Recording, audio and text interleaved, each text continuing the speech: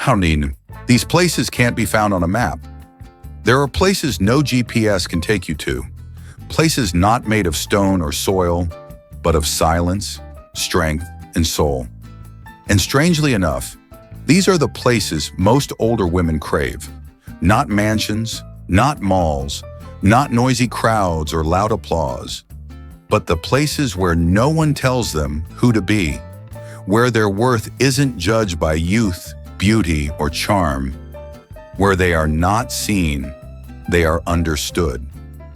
You want to know where power lives? It's not in the spotlight, it's in the quiet. That's the shocking truth.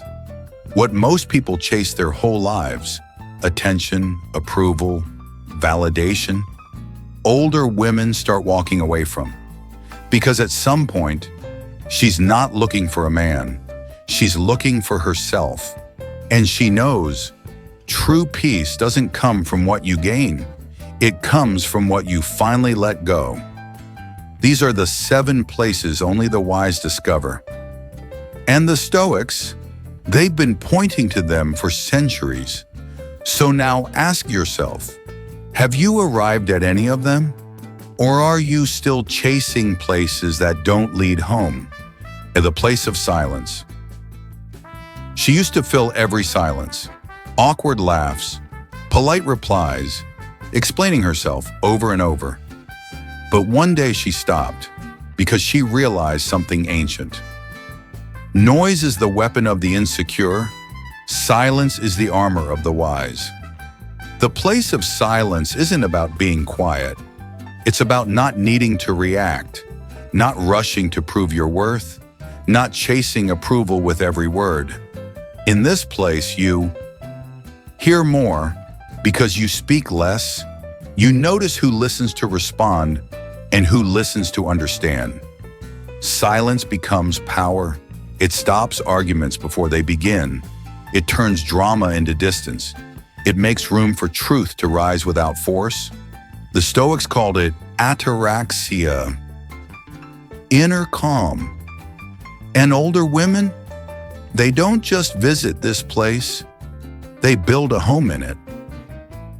Because once you've tasted the peace of silence, you never go back to the noise of needing to be heard. At the place of detachment, she used to hold on tightly to people, to expectations, to the fantasy of how life should be. But with time, she discovered something liberating. What you cling to controls you. What you release sets you free. The place of detachment isn't cold. It's not about not caring. It's about caring wisely. Here, she doesn't chase what resists. She doesn't beg for loyalty. She doesn't lose sleep over someone else's chaos. She simply observes, then decides what's hers to carry and what belongs to the wind. Detachment gives her power to say no without guilt, to walk away without explanation, to love without losing herself.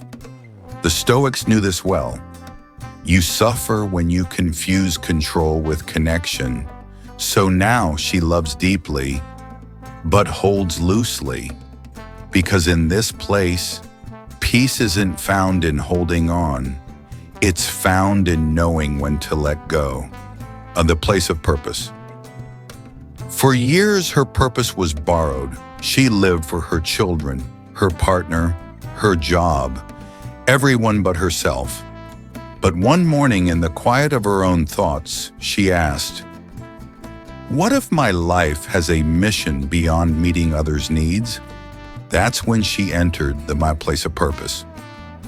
It wasn't flashy, it wasn't loud, but it all felt right. In this place, she no longer wakes up to please.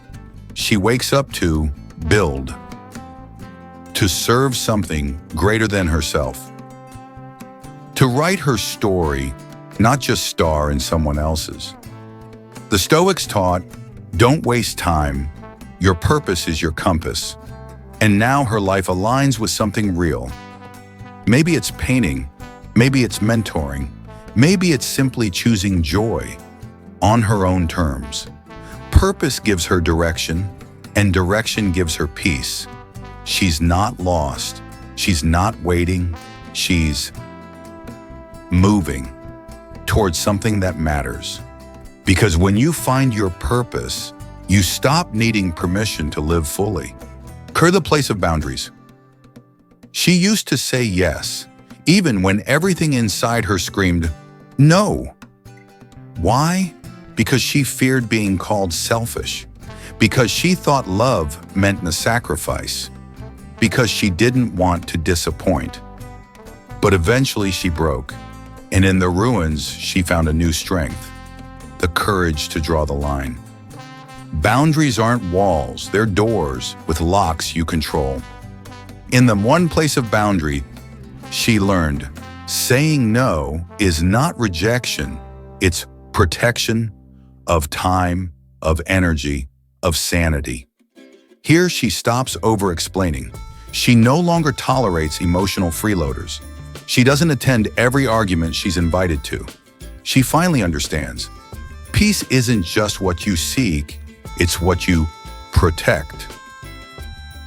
The Stoics taught, you have power over your mind, not outside events.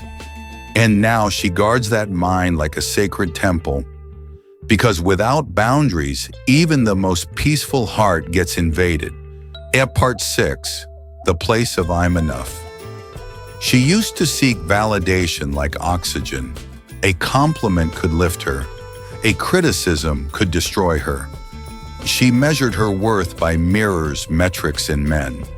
But one quiet day, after losing things she thought she couldn't live without, she looked in the mirror and didn't flinch, because she finally whispered the words she never believed before. I'm enough. Not because she's perfect, not because the world finally approved, but because she stopped needing it to. In this place of I'm enough, she walks differently, not with arrogance, but with certainty. She no longer compares. She no longer begs for breadcrumbs of attention.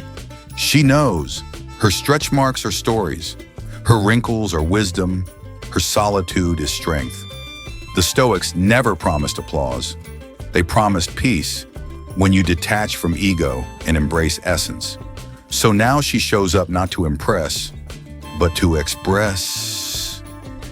Not to be seen, but to see clearly herself.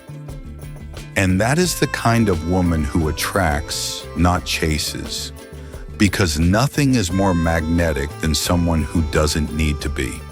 Where were the life lessons in Stoic reflection? So what did she learn from all these places? That youth was loud, but wisdom is quiet.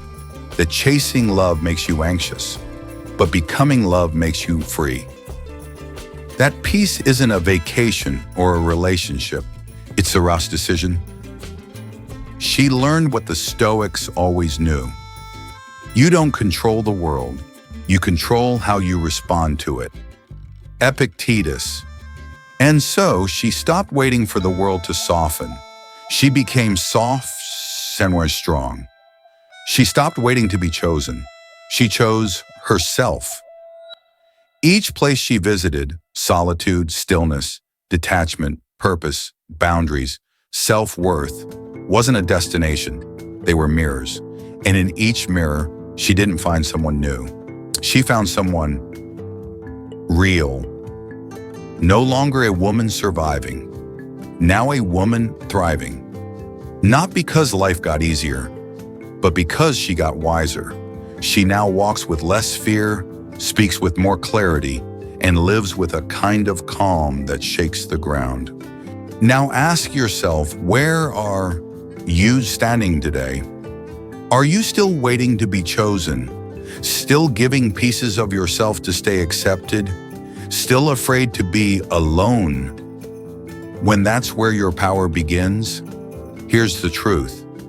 You don't have to buy a plane ticket. You don't have to change your job. You just have to decide, today I will return to myself. Choose solitude, not loneliness. Choose stillness, not chaos. Choose purpose, not people-pleasing. Choose Yubinon, because every woman becomes unstoppable the moment she stops chasing and starts being. And if this message stirred something inside you, if you felt seen, felt heard, felt well reminded of who you really are, then don't just scroll, don't just nod. Leave a comment. I'm enough, and I'm coming home. Share this with a woman who needs to hear it. And follow, because this is just the beginning. The Stoics didn't speak to women directly, but today you rewrite the story, not with noise, not with rage, but with quiet power that cannot be ignored. You're not too late. You're one right on time. And the world hasn't seen the best of you. Your turn.